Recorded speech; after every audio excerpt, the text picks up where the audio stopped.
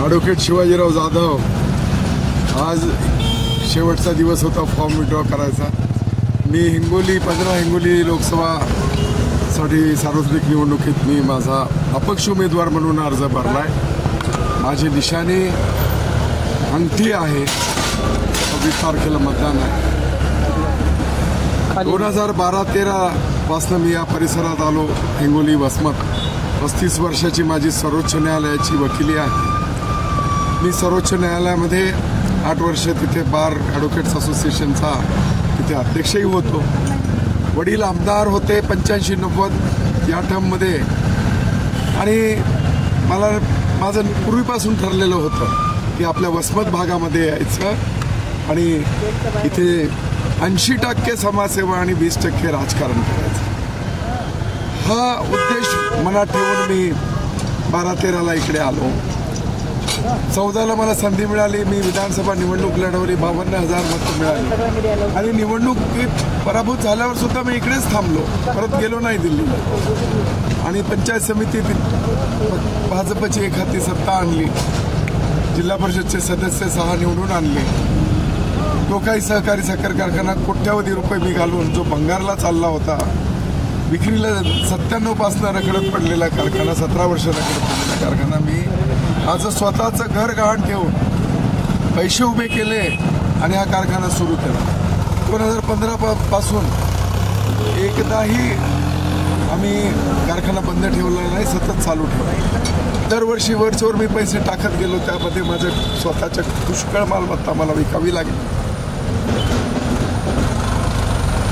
नंतर 2023ला परत निवडणुका झाल्या, मला सभासदांनी दुसऱ्यांदा निवडून दिलं। आपल्याला माहिती आहे महाराष्ट्रात सहकारी साखर कारखाने अडचणीत आहेत, 60-70% सहकारी साखर कारखाने प्रायव्हेट झालेत। आम्हाला 2 वर्ष खूप अडचणीचं गेलं, राजकीय विरोधामुळे आम्हाला कर्ज मिळू दिलं नाही आणि त्यामुळे आम्हाला FRP आमची फक्त 13 कोटी आहे, बँकेचं कर्ज 7-8 कोटी आहे। खाजगी बँकेत आम्ही प्रस्ताव दाखल केला आहे आणि आम्हाला मिळेल। 10 वर्ष मला असं म्हणायचं आहे की माझ्यावर अन्याय झाला, मला माझ्या कारखान्यात मी वटच्यावर पाठपुरावा करून सुद्धा मला महाराष्ट्राची तकामी मिळाली नाही।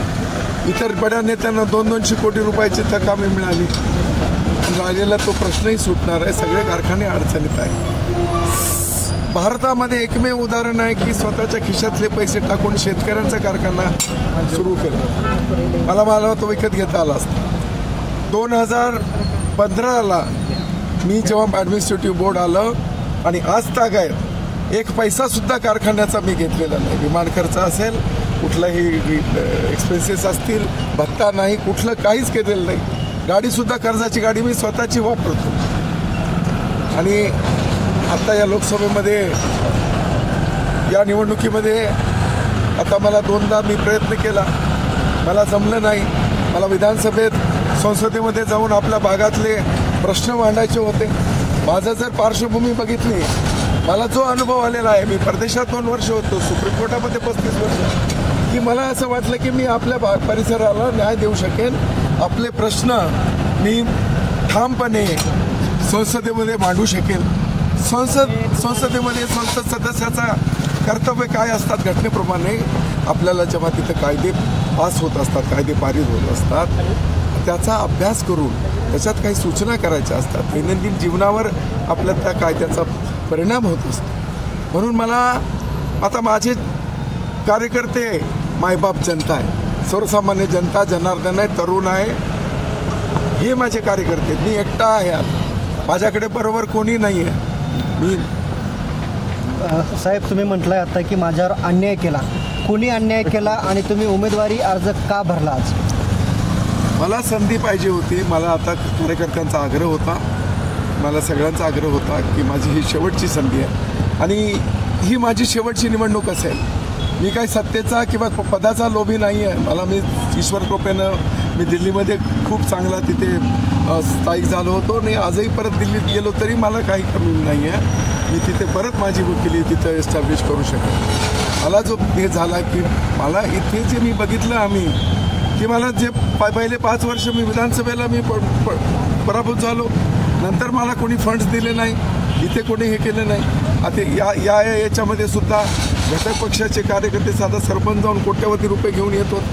आज तुम्ही विचारा आमच्या पक्षाच्या कार्यकर्त्यांना, भाजपच्या कार्यकर्त्यांना, आज त्यांना काय सतत झूम मिटिंग, बूथ लेवलला काम करायचं, संघटना करायची, ते काय कडे खिशातले पेट्रोलचे पैसे खर्च करून यायचे आणि तिकडचा सरपंच घटक पक्षाचा साधा तालुका अध्यक्ष जाऊन कोट्यवधी रुपयाचे फंड आणतो, आमदार हजार कोटी रुपयाचे फंड आणतो.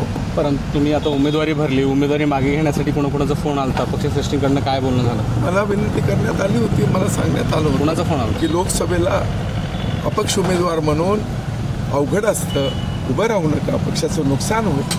मी म्हणलं माझ्या कार्यकर्त्याशी चर्चा करतो आणि सगळ्यांची इच्छा आहे मी निवडणूक लढवावी आणि जरी कितीही अवघड असलं तरी मी इतिहास घडणार आहे आणि या लोकसभेला, हिंगोली लोकसभेला शिवाजी जाधव खूप मताने निवडून येणार आहे. कोणाचा फोन आला?